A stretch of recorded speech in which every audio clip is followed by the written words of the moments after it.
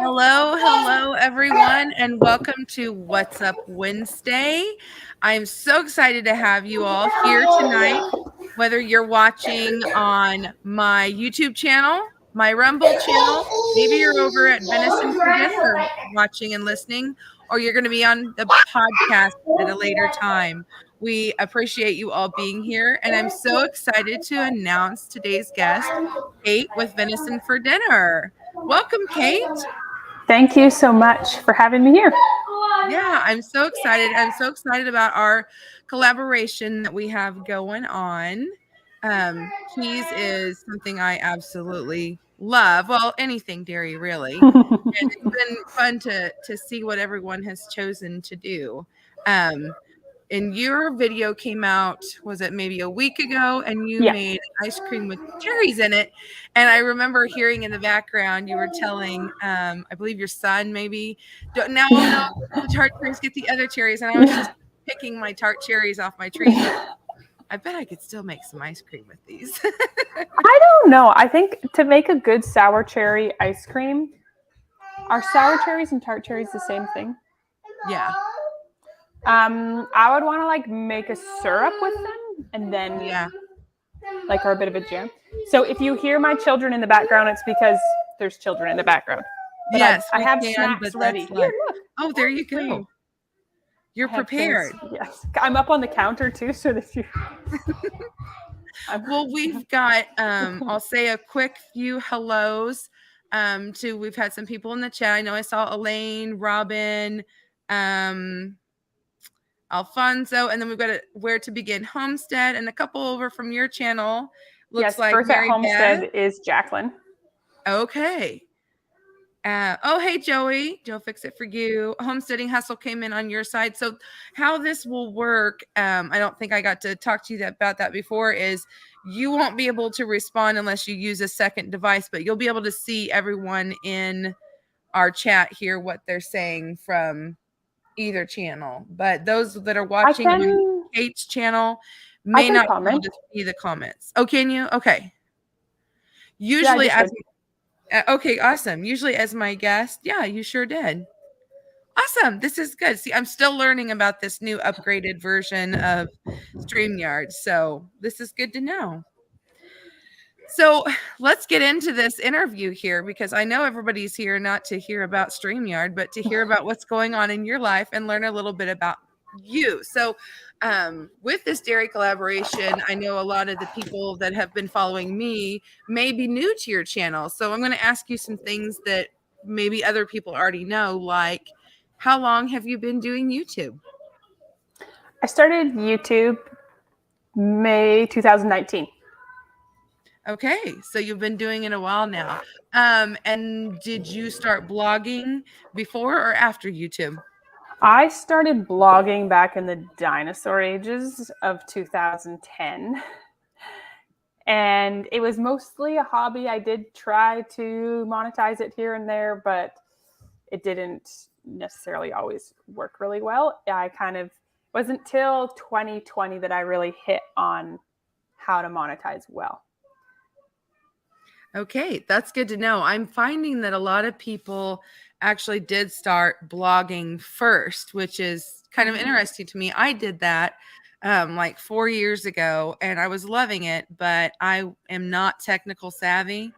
And so my computer didn't like when I wanted to download pictures and things, and I just gave up and quit. But now I'm feeling this urge to maybe get back in it again, because people like you, I love how you'll say, if you'll go to my site, the recipes are right there. And so it's just a great resource for people when they watch your videos to be able to have that there too. Yeah, and that for me, it's a huge, I call it my online recipe box, because I'm always going, and you can find it on venisonfordinner.com. Oh, you can find it here, whether I'm on Instagram or Facebook or YouTube. It's just a great place to be able to send people. And actually, my husband just got home, so I'm going to go upstairs. Okay. So it's quieter here. You can have a little more. Yes, because they yourself. are well behaved. And I got like multiple drinks I got to bring with me here. We got to get all the drinks and all the snacks and all the things for mom too. Just a second. Mayor, I'm going upstairs to finish my meeting. Ooh, can you close the gate behind me? Thank you. I'll be till 5. Okay, leave Mac in charge. The life of a busy homesteading mama. Oh yes, it's usually for meetings. I'm always just in my office on my own, but they were out shooting at the gun range, and they'd been really wanting to do that, to sight a gun in. So I was like, you know what, just go and I'll figure this out on my own. Yeah, sometimes it's just easier to figure it out. I don't know if it was easier, but there we go. Okay, so let's proceed. What's your next questions? So as far as speaking of venisonfordinner.com, where did the name come from? I'm getting something to put my my computer up on right now. I was literally sitting at my desk and trying to figure out what to name this blog. And there was a package of venison on the counter. And I was like, man, we eat venison for dinner like every night. I was like, hey, venison for dinner. And here we are. Yeah, I know. So I found you through actually one of my milk customers. She's like, okay. oh yeah, isn't that interesting? So I was like, venison for dinner. I've never heard of that. I'm like, I don't eat a lot of venison. I did when I grew up, but my husband's not a hunter. And so I'm like, and then I was like, well, I'll check her out and stuff. And I'm like, she's not all about just venison for dinner. And some people have said, you should rebrand. I'm like, you know what? This point, I have been venison for dinner for 13 years. I'm venison for dinner. Yeah, no, I wouldn't rebrand either. I hate when people do that. It gets a little confusing. I mean, I can understand if you change your name a little bit, like if you've got something really long and you want to shorten it or something maybe. But yeah, I think once you've got a name that you should stick with it. I agree with what your decision was there for sure. Well, you're getting through these questions really fast. I have just basic, simple ones here, and then we just kind of chit chat back and forth. At any time you have something that comes up that you think, oh, I want to share with people, let me know. But so how about we'll jump into cheese making next. So you're muted. Okay. Sorry. Very interesting. You were first found through Homesteading Hustle with your interview with Lisa Bass. So awesome. So should we start with milk cows or cheese making? Because milk cows came before cheese making for me. Let's do that. Let's start with the milk cows. What made you decide to get your own cow? Because that's not something that you take on lightly. I mean, you've got to put some thought into this, right? Oh, we didn't. We're really good at just like jumping into things and then figuring it out afterwards. But like you had to have some sort of structure. You had a fence or something. I had a fence. Or did you just bring home a cow on a rope and I did one time, but we'll get to this. And she was tied to a tree until Marius finished the fence that night. But that's hilarious. Our first milk cow. So I had been interested in milk cows, but I think I didn't really understand all that was involved. I debated getting a Holstein when I was a teenager, and thank God I didn't, because we would have been so overwhelmed with all the milk and trying to milk that thing. But then when I met Marius, my husband, and if you don't know me, my husband is Marius. We have 5 kids, age 13 down to 2, and we live in northern BC, Canada. Have you always lived there? No, we moved here in 2017, but Marius grew up here. We moved to his hometown. So when he moved to Salt Spring Island, where I lived, we were dating, and a friend of mine, his uncle who he lived with, had a milk cow, and Marius had grown up always drinking farm milk, they called it. They always had someone who they would give them farm milk. And in Canada, raw milk is illegal. So this is a gray area, but that was a long time ago too. And so this friend's uncle had a milk cow, and when we would go over there, they would drink milk together. Marius loved drinking fresh milk. And then they decided that they were done with milking a cow. They were overwhelmed with milking a cow. That this was like, they didn't actually like being tied down like this. And they're like, hey, we would like to give you our milk cow. Would you like our milk cow? So who said yes, you or Marius? Both of us and my mom, because the cow lived at her place. Oh, that's awesome. That's so great. So we drank lots of milk. We had French toast for breakfast every morning. and we still had more milk than we knew what to do with. So my mom got started in making cheese. It was Okay. too overwhelming for me. Actually, the first year or two, the first year she was in low production, we just used it up. Like Marius was bringing it to work and eating it, drinking it on his lunch break, and his coworker was like, "If you're trying to go through it, you bring extra. I'll drink it too." And they would both just chug milk on their lunch break. That's awesome. And then she was dry for quite a while. It took us a bit to get her bred. And when she freshened again, my mom got into making cheese. And she started with that 200 Easy Homemade Cheeses. Do you know that book? I'm not familiar with that one. That's a great cheese making book. Yeah, I'll have to check that out. Last summer, I got into every week trying to make a new kind of cheese. Oh, that's too overwhelming. Well, it wasn't my Same first one every year. week.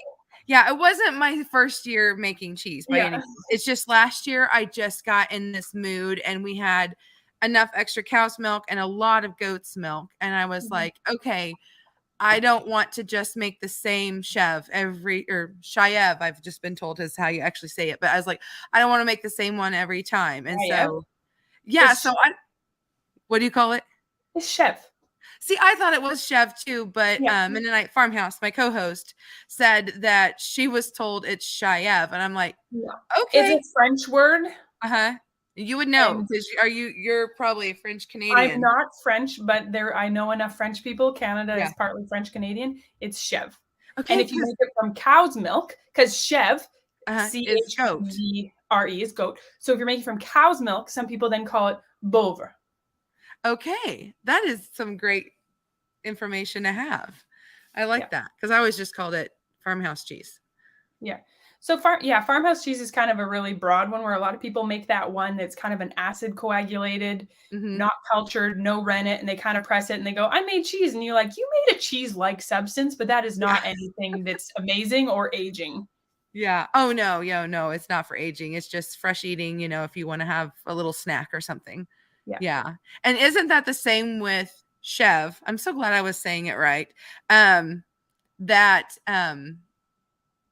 Okay, I just squirreled that one off. Oh, that it just means goat cheese in general. It doesn't mean necessarily chev is a soft, fresh goat cheese. Okay. Because I was thinking it meant just fresh cheese, and I'm like, because I don't use a culture with mine when I make it. I use vinegar and lemon juice and things like that. Okay, that's not chev then. You're making more like ricotta.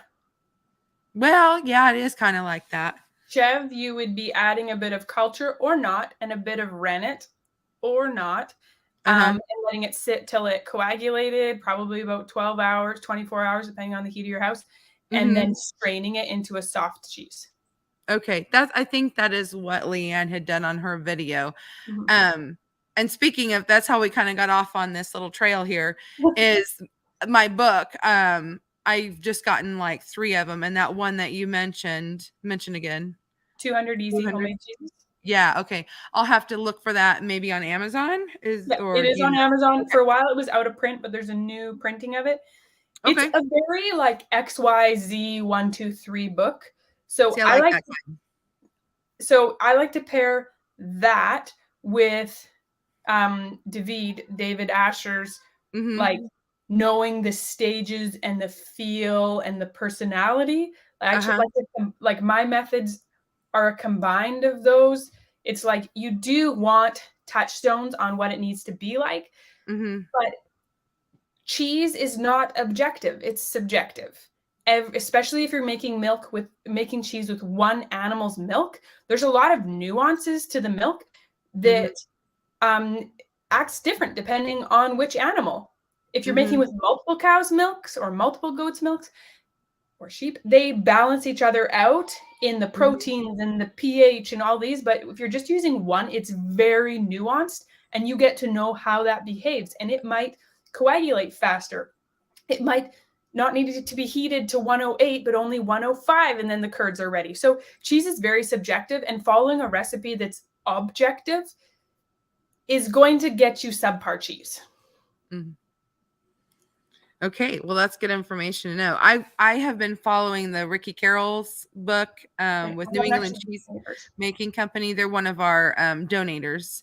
That's a company that I've used, and she has a book where you can kind of follow along real easy, and they have recipes you can get online, and that's what I've enjoyed the most, because some of the cheese making books I have, I just get lost in it all.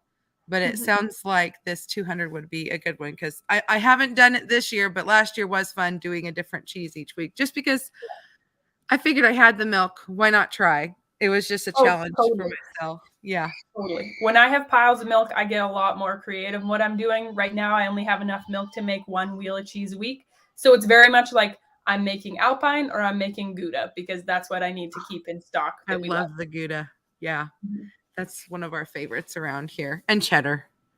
So going back to the cows here for a minute. So we had the first cow, and then. And how long ago was that? 2008. We got. So you've had cows a while then, yeah. We've had cows since we were dating, before we had kids. Okay, wow. And then we had her until 2012, and she wouldn't breed back. And we kept milking her for like 2 years without being able to breed her back. Wow. And until then we just dried her off and we butchered her. That was hard. I bet. That was the first time I had to butcher a pet, so to speak. Like, we'd had her for 4 years. I hid in the house when Marius shot her, and he said that was probably one of the hardest things he's had to shoot, and he is a hunter at heart. But once we were butchering it, we were like, look at all this amazing, beautiful meat with beautiful fat. Good thing we didn't just bury this in a hole. Like, this was so beautiful. And we were really short on time. I was 37 weeks pregnant with a high-risk pregnancy. I gave birth a week later, and having to go stay in a city. This is your oldest, right? Yeah. My second born. Okay. So we were like trying to wrap up all the loose ends, and one of them was butchering this cow. So we invited my brother-in-law and my stepdad and Marius, and the two of them butchered together, and then they just split the meat, and every family ended up with like 60 pounds of deboned meat. And you all liked it then? Yeah. Because I was worried that an older cow would be too tough and you wouldn't be able to butcher. So they're not going to be your steaks. You're not going to grill a steak on the barbecue. But something like a milk is a pampered, grain or not, but most likely grain-fed animal who is treated like a queen her entire life. And when an animal is allowed to get older, they actually develop a really amazing flavor. So even though it's going to be a slow cooking roast or ground beef, it's really delicious. This is amazing information to know and to share with others, because that mindset's really not out there for that. Yeah, so we get offered, I'm pretty sure Marius' brother was just butchering one yesterday, because we get offered them from a few different farms if they have one that like breaks a leg or something like that. I had seen that on your videos, but I never realized you did it with older cows too. Oh yeah. Sorry, I keep touching my nose. I have allergies and my nose is itchy, and it's trying to be subtle about it, but there's nothing subtle about it. 'Tis the time of year. Yeah. So then after we had that baby in 2012, we bought 2 milk cows, and we had a bit of a herd share. After a year, I decided I really didn't like dealing with people like that. And we sold one of the cows and got rid of the milking machine and went back to hand milking. But in that time, there was a farm that hosted workshops, and they were like $300 for a weekend. And we did not have that sort of money for me to spend that on a workshop. But I really wanted to learn with this cheesemaker. So on the website, there was a bio, and it had his website. So I went to his website and I sent him an email and I said, hey, would you ever consider coming and we could host a cheese making workshop with you? And he was like, I would love to do that. I love to do like on farm with the cow cheese making workshops. And that's David Asher. And you never know till you ask, right? Yeah.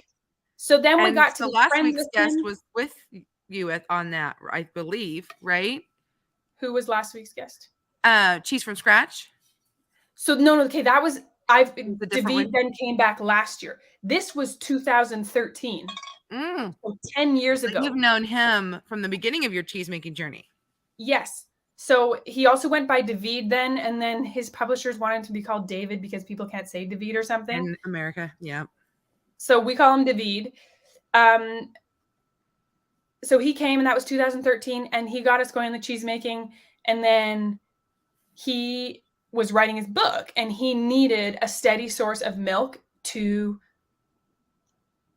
make recipes with so that he could photograph them. So he milked our cow multiple times a week for us and made cheese with it. So his book, all the milk and the cow photos, everything is our cow. So that was pretty fun.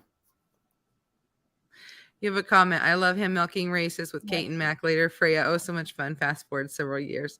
Yeah. Yes. Sorry, I'll try not to sidetrack us too much. I like to get the people that are watching live involved every once in a while here. Yes. I do love hand milking races with the kids. Anyhow, yeah, so we got to know David then, and he was like, I'm writing a book. And we're like, that's cute. And then he's like, yeah, I have a contract with Chelsea Green Publishing. And we're like, oh, legit book. And now he's like a household name for cheesemakers. So that's super fun. And then I've been hassling him to come up here for like 5 years. And I finally, last spring, he was like, so I could come to Northern BC this summer. And I was like, deal, come.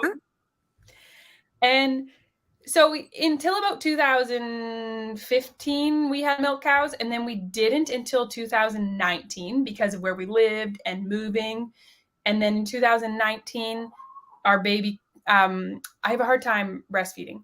So we knew that if I couldn't breastfeed the next baby, we wanted to feed raw milk formula. And since raw milk is illegal in Canada, if you want to have raw milk, you need to have a cow. So when she was pretty little, we got a milk cow. Like, she's born in April and we got it in July. And my kids were just saying the other day, we remember when mom was like, we should get a milk cow. And we were like, what would we do with all that milk? And it was like 11 in the morning and we just brought up our 3rd gallon of milk for the morning. Like, this is what we do with all the milk. Now they can't imagine not having one. So we've had a few in that time. And yeah, I mean, we've had cows die, you know. Sometimes you're lucky and you have a cow for a lot of years, and sometimes you only have them for a short amount of time. Yeah. Yeah. I've followed along on your journey on YouTube, and it's hard when you do lose them and it's unexpected and you try the best you can. But I mean, it's just part of being a herdsman, I guess. Yeah. If you have livestock, you have dead stock. Yep. So then you got into the cheese making, and now it's just part of like your daily or weekly routine. Yeah. So prior to 2019, when we had a milk cow, I still bought a lot of our dairy. I made yogurt. We drank milk. I made some butter, but we still bought a lot of dairy. And in 2019, when we got a milk cow, I was like, we actually can't afford to still buy dairy and buy a cow. Like, this doesn't work. I have to figure out how to make this work. So I was determined, and I pulled out my David Asher and my 200 Easy cheeses, and I got to it, finding recipes that worked for my busy lifestyle, because I had 4 young kids and my husband worked full time, and I was milking a cow, and I had the garden, and I was homeschooling, and I need recipes that I can make, like, that you can easily memorize, that you can do as you go. And so now, besides the very, very odd thing, we haven't bought dairy since 2019. That's incredible. I still have dairy that I buy pretty frequently myself, even though my goal in getting the cow, because I started with goats. I'm like the opposite of you. And I was like, I want to make my own sour cream. I want to make all these things that I use all the time. But the commitment of making cheese was a bit too much for me, because we use a lot of cheddar. And it's one of those cheeses that takes a little extra time. Or at least for me, I think it does, because you have to do the whole cheddaring process, and then you have to age it. And you have to be patient. Yeah. And so I still, even now, will catch myself buying cheddar, but I want to get better about finding the time, carving the time to do it. So I think a large part of making all your own dairy is divorcing yourself from the store-bought one and what you think all that dairy that you consume in your life should look like. Sour cream, you can add gelatin, but realistically, it's thinner. It's not as thick. Homemade sour cream versus store-bought sour cream. Homemade cream cheese doesn't have all the stabilizers and weird SHIT that store-bought cream cheese has. Store-bought cream cheese is a chemical shitstorm, friends. I There's a know. reason it stays together like it does. And I think it was last week or the week before. I think it might have been last week where I kind of had that epiphany that it was like, okay, my cream cheese isn't cream cheese because what I'm getting at the store isn't real cream Yeah. cheese.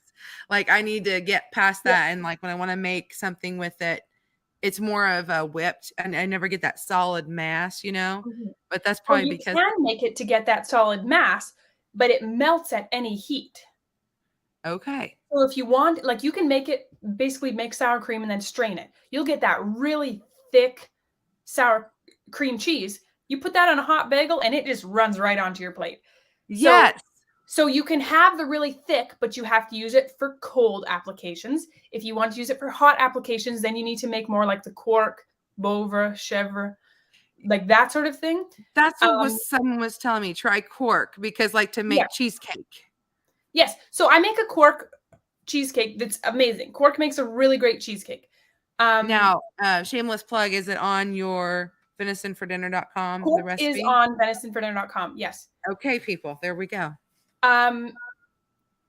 So the other thing too is like cheddar is an unrealistic one to try and replace early in your cheese making game. Yeah. Fall in love with a different type of cheese. Yeah. Because cheddar is time intensive to make.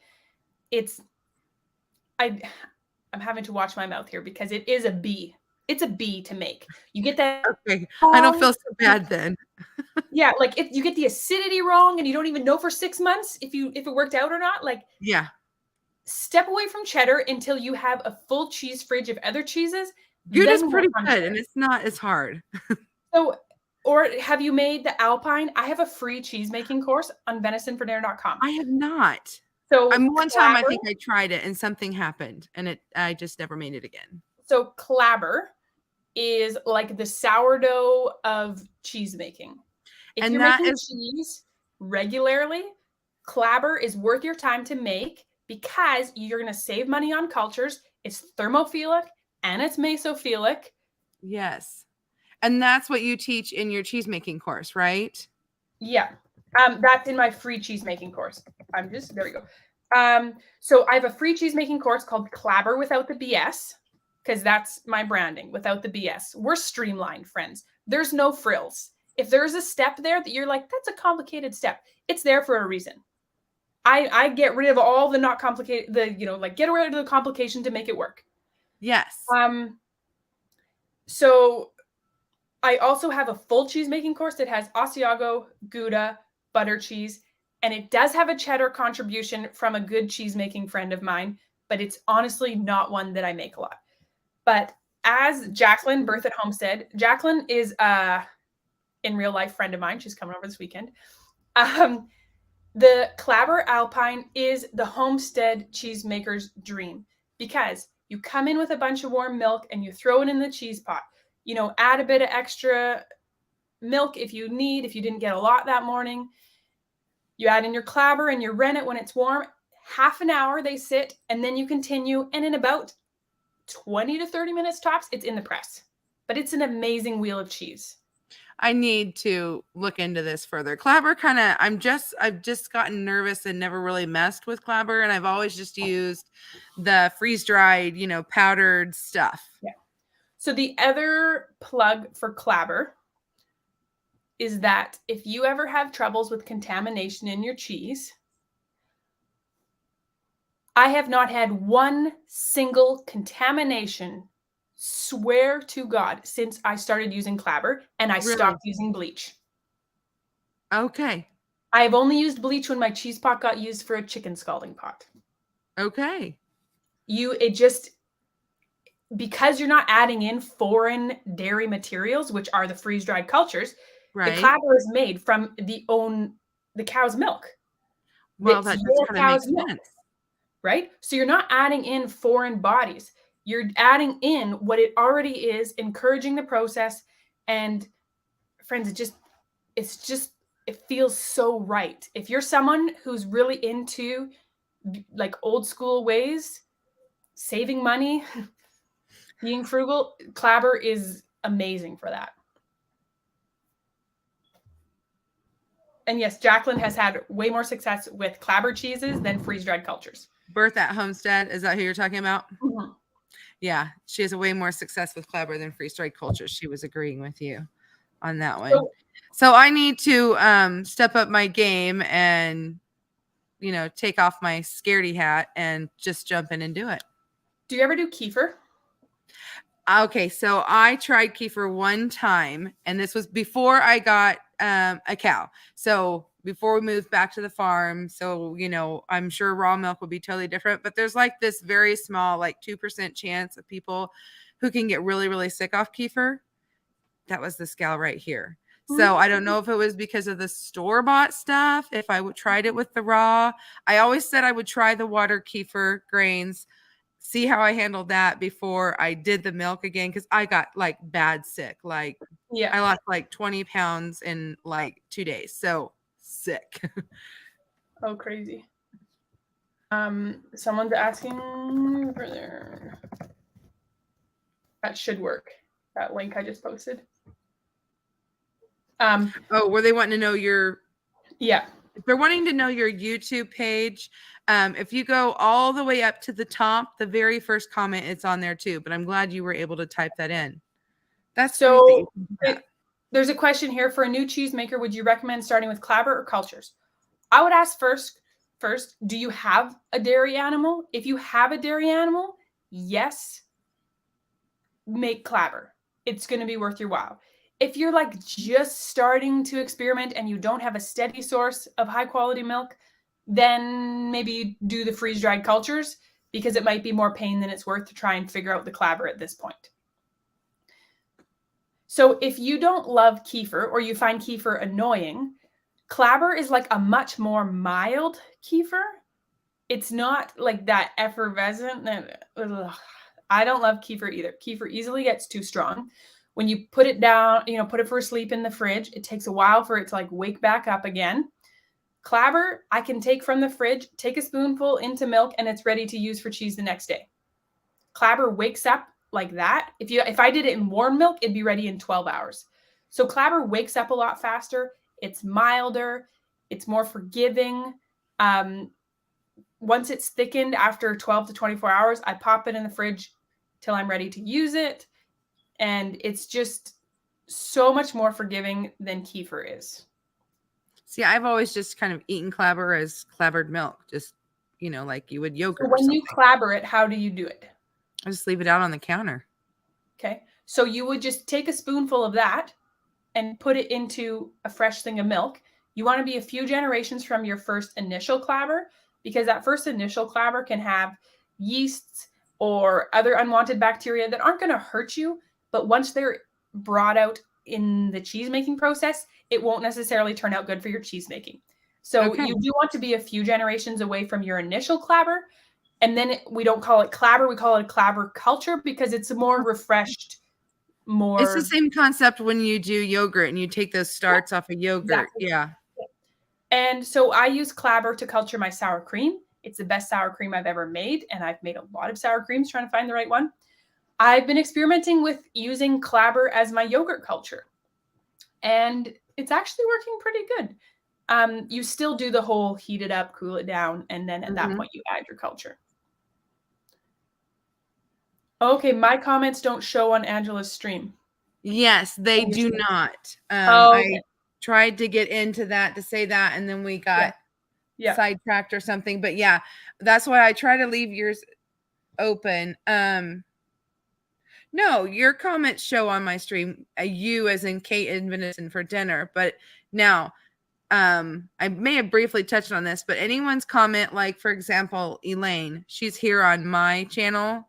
Those comments will not come up on your channel. Okay. But anyone who's commenting on Kate's channel, if we see a question, we can definitely get to it and answer it. You just won't see the entire full conversation that's going on. If that makes sense. Yeah. So maybe if you have a question that you really want to get to for Kate to answer, all caps or something like that so that we can catch it. I'm pretty sure anything that there's a question I'm seeing. They're not coming through so fast that you can't see it. Okay. All right. Sounds Does anybody good. have any cheese making or cow keeping questions for me while I'm here? Yeah. Catch her while we got her, guys. So you had the cows for, what did I say, like 8 years or something, and then you needed to get a dairy goat because one of your children had an allergy. Is that correct?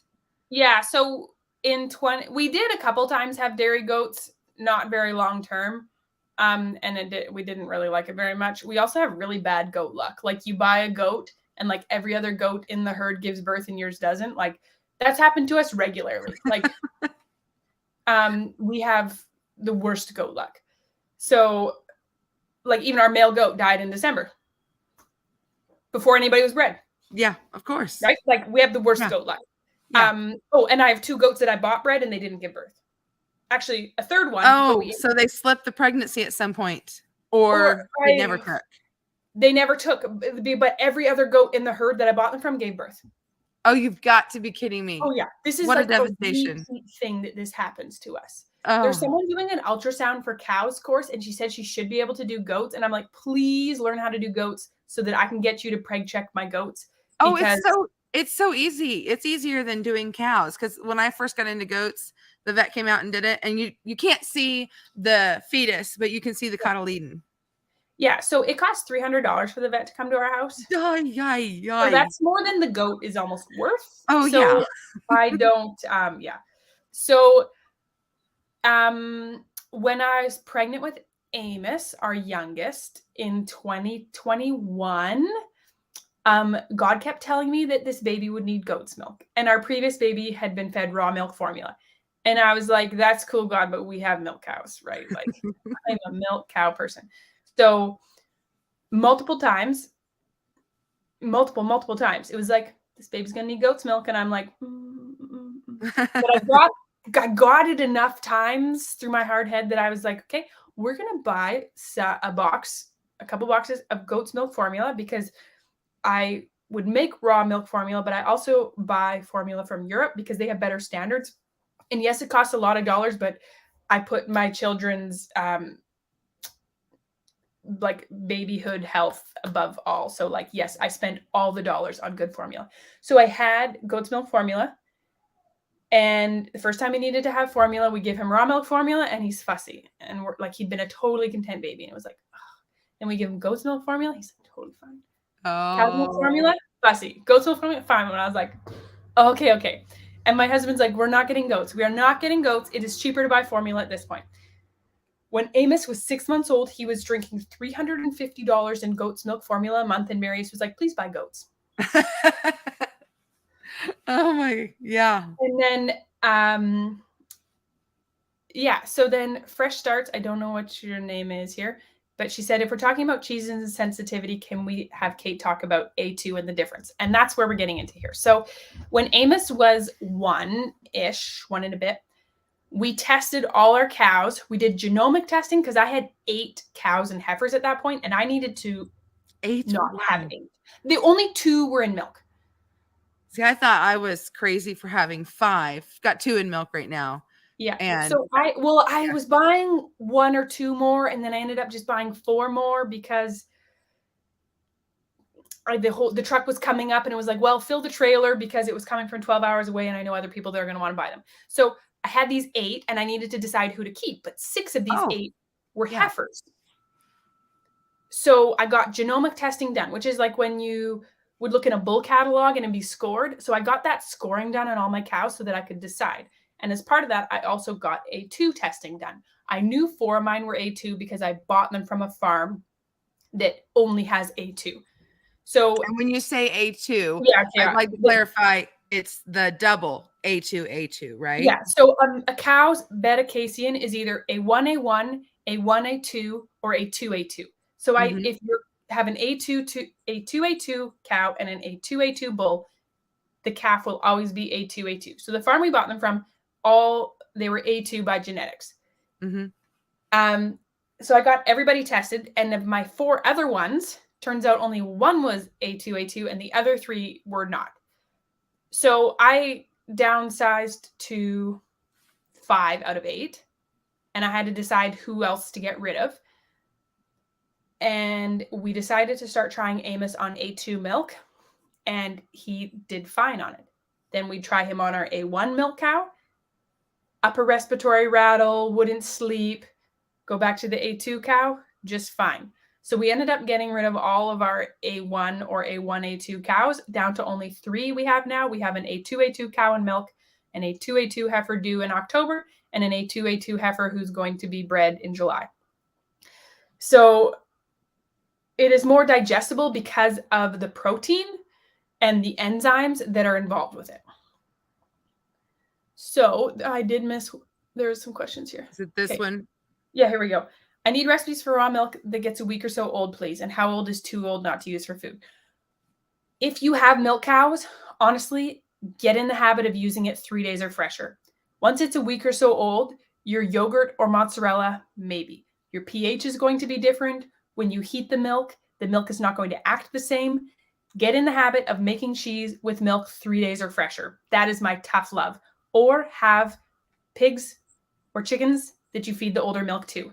If a milk gets to be a week old it's going to be most likely, if it's more than we can just drink, I'm going to skim the cream and feed the skim milk to pigs or chickens. It's just the pH starts to rise. The pH changes as milk sits in the fridge. And there's also cold-loving bacteria that start to grow that to drink it is fine. But once you warm it and you culture and you're encouraging bacteria, you're going to then encourage these things and you're more likely to get contaminated cheeses and that sort of thing. Yeah. So that's what I wanted to touch point on, that it's not bad. I mean, even milk that sours is not going to hurt you. It's not bad for you. My family makes this thing called a sour milk cake.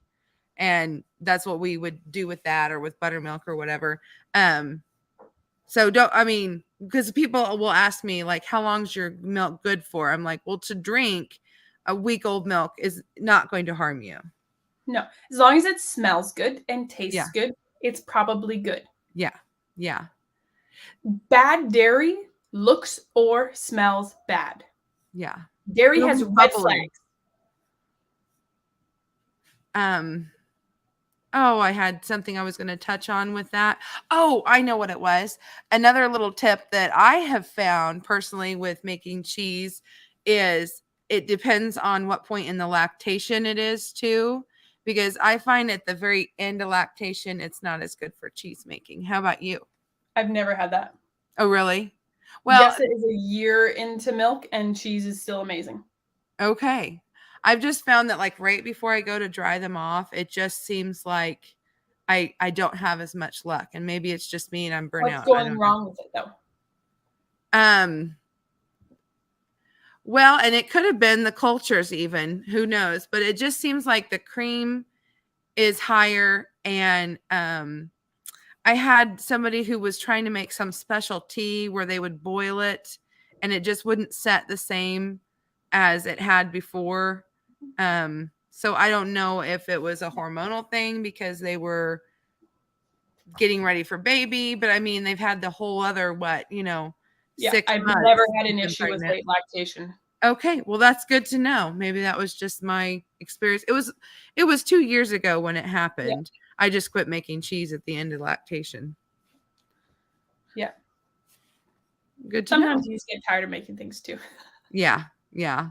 And you're not like as particular on when keeping things 100% clean probably too. And like you said, you quit using the bleach. And so what was the other tip that you gave us? I would say my cleanliness is the same from start to finish. Mm-hmm. That is a hard line for us on cleanliness. Mm-hmm. I'm feeding it to babies. But with freeze-dried, you said the bleach. You quit the bleach. Yeah, bleaching the cheese pot. Okay. Like I would bleach the cheese pot after every time, before I use it every time when I use freeze-dried cultures, or every couple times I would get contaminated cheese. Okay. See, I don't do that. If I do anything, I use vinegar to clean it with. Yeah. That's interesting. Okay. I'm not a huge bleach person anyway. I'm not either, but I was getting contamination and it was driving me up the wall. Okay. Oh, I got a note under the door. This is what Oh, happens when I'm in meetings. that is so cute. I love it. Oh, they're hungry. Dear Mom, can we make a snack? XOXO Mac. I love it. How long is unopened liquid rennet good for? Thank you. So usually the bottle says expiration. I don't Yeah, have even beyond the that, you bottle can up test here. rennet. You can just Good test tip. it like in a bit of milk. Kind of like yeast. Yeah. So it's good for longer than it says.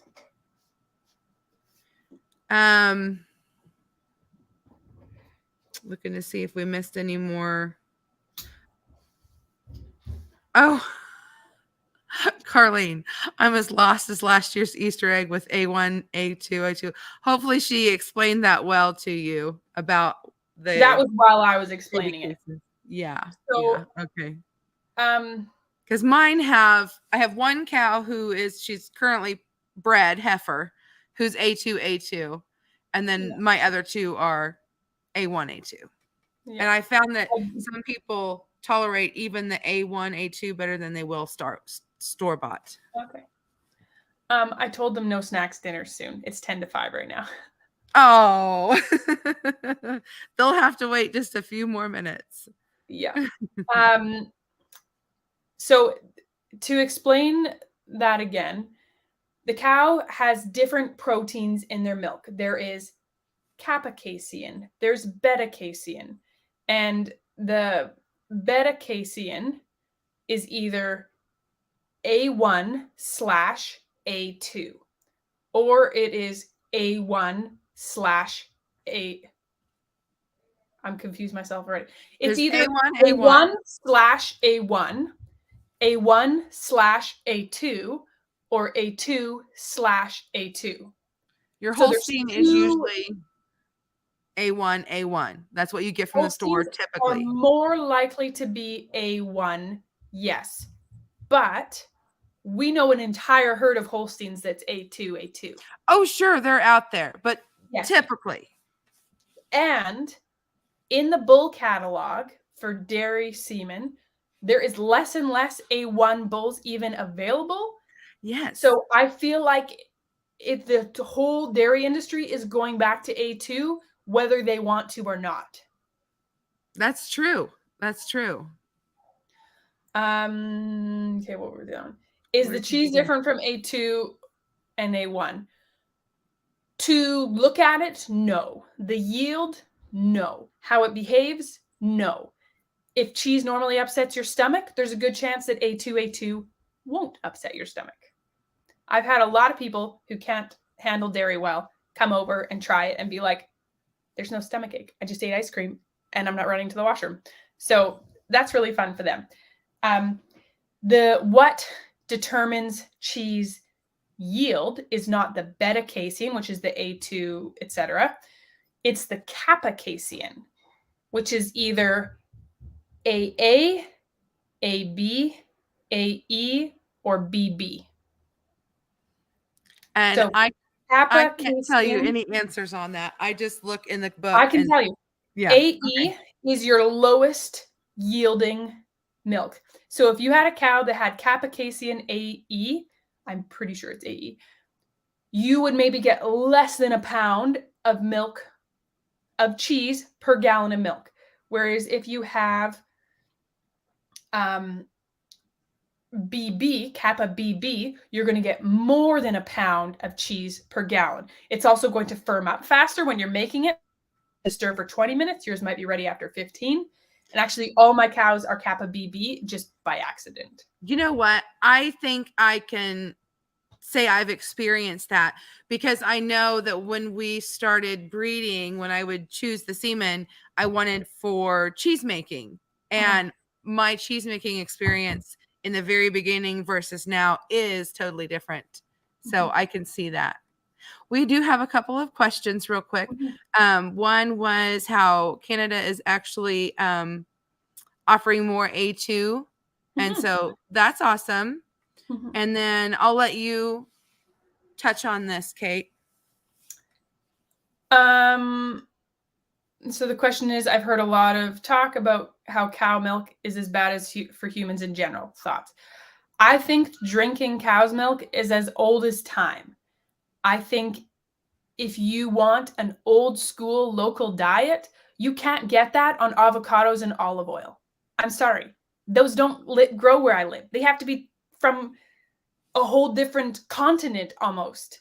If you want to live a local diet, ancestral diet, it's winter 6 months of the year here. Nothing's growing except for meat and dairy. That is the only thing that we can grow year round. That's our year round gardening, is meat and dairy. And I feel pretty strongly about that because we thrive on lots of good fats and real food. And when you start processing food, that's when you start having issues. When you pasteurize milk, you kill the active enzymes that help you digest it. Yeah, if you happen to be watching along on the dairy collaboration, yesterday's video kind of touched on this a little bit. If you want to hear a little bit more, you could always go see that video. And speaking of the dairy collaboration, we've only got about 5-10 minutes left here. Yeah. I do not want to skip this part right here. You have, oops, sorry, wrong one. That's Robin. She's great too. I went above your name, not under your name. You have, this is the Cheesemaking Without the BS. You have the course that you gift free, but you also have a more intense course that you can pay for. And she's going to be gifting that in our giveaway on the 5th. But she's also giving one of these guys. And if you saw her video, she actually shows you how to use it. And I have one of these. I have, I think, was there another video out a couple days ago? It's a great machine. Whoever wins this is going to be a really, really lucky person. I'm so excited. Thank you so much for your great donations to the dairy collaboration. What made you decide that? The ice cream maker? Mm-hmm. Because you can make ice cream whether you buy milk or you have a milk cow. Yeah. That's true. And I really like it because I think it does make it a little bit smoother than I have the Cuisinart, that you put in the freezer, but it takes up that valuable freezer space, and it often ices up in the freezer too for me. Yep. There's a question here. Where can I get my cow tested for A2 or A1? Neogen is the best place. And you're going to do it either by tail hair sample, like literally pulling out tail hairs, or you can do it by blood. If that's like ear, it's really hard. Do the tail hair sample. Yeah, we have university here in the States. I can't remember which one I went to, and you just Davis? Maybe so. I think that sounds about right. I just remember I had to get so many tail hairs. You just kind of wrapped it and pulled, and that's how we did testing. Did they kick when you do that? No. I was lucky. I just went out to where they were, and I had my friend with me. She was my mentor, who actually I got her A2 heifer from. She got out of cows, and I said, okay. And I just kind of was petting her, and she says, oh, here's your hair. I'm like, what? Yeah. They didn't even flinch. Yeah. So with the cheese course, I have the free one and I have the paid one. And I'm going to tell you a little secret that if you get the free one, there's the follow-up email that gives you a really good coupon code for the paid one. Okay. Good tip, guys. So if you're at all interested in cheese making, please go to venisonfordinner.com. Check that out. See what recipes she has. Check out her free cheese making course. Derek, that's a hard no on the bacon cheeseburger ice cream. Oh, did I freeze? No, I was lost for a second there too. I think it was StreamYard because it wasn't my internet. So I was just asking if you have a place where people can sign up for a newsletter or something. Yes, on venisonfordinner.com. Okay. There you go, folks. You have it. If you want to know more about testing your cows, go to Naomi's Birdsong Farm on Instagram. and she has a highlight about A2 testing. Oh, fantastic. Yeah, because we had someone wanting you to do a video just on that, on how to test your cows. So I don't have to test any cows, and so I'm yeah. not going to do it just. Actually, I do have to, I'm going to test a friend's cow for her at some point, but Oh, I well, don't take your camera, necessarily maybe. video at friends' houses. Yeah. Not Yeah. everybody wants the place videoed. Yeah. That is so very true. Mhm. And it's really just nothing, not much to video. You just grab the hairs and you tape them down and you send it in the mail. So it's Yeah. not like a full video. Just getting around to it because it's not a fast turnaround time. On getting the hairs, it's just, I don't know. You just grab a bunch of them and pull. That's all I did. I didn't. I feel like I get kicked. Yeah, I did. I didn't. I don't know. We just, and when I did it on my own, I didn't have anyone with me, and I just did it to one of my young heifers. You just have to make sure you get the hair follicle. Yeah. Like you don't want to, you can't cut the hair off. Yeah. That's it. And they have to be over 6 months old. Yeah. Or they don't have strong enough DNA in their follicles. But like if you're doing your own AI or whatever, or you know the bull, you're going to be able to figure out those genetics. At least for the. Now I just only pick A2 bulls, so now I know all my calves will be A2. Yeah. And something else that I'm lucky enough to have in my herd is pulled. I have a cow who's pulled, and she gives me about 50-50 on her heifers are pulled or not. Nice. So can you pick pulled bulls in the bull catalog? I'm sure you can. Yeah. So, and it does come from the sire. Okay. One last thing, we've got just a couple minutes. How long did you keep your son on the goat's milk before you were able to switch to the cow's milk? He was 18 months old before we worked up the courage to do it. Okay, so it wasn't necessarily that he could handle it. You just wanted to make sure he was old enough to try. Yeah, so we found out just before he was 18 months old that we had A2 cows, but because I knew how he had reacted before, it was like working up the courage to actually do it. Don't want to go there. And also okay, I'm not going to sleep the night I do it, maybe. Yeah. Well, what night do we want to not sleep? That's rough. Yeah. But we still have shoot. Just a second here. Didn't mean to have that pop up. What I wanted to do was send a link here at the very end of my show. I always like to encourage everyone to go see my good friend Michelle over at Big Valley Living and do a love raid and tell her that you came from over here. And so I come up with something a little cute. And so today, tell Michelle that venison is for dinner and see if she catches on what's going on. So anyway, well, thank you so much, Kate, for your time. I know that it is very valuable, and we appreciate you being here this evening. And I hope you all will come back next week. I'm actually going to have 2 guests. I will have Fuller Faith Farm and Kowalski Mountain. And I'd like to ask all of you that are watching tonight, would you rather me have all 3 of us on screen at once?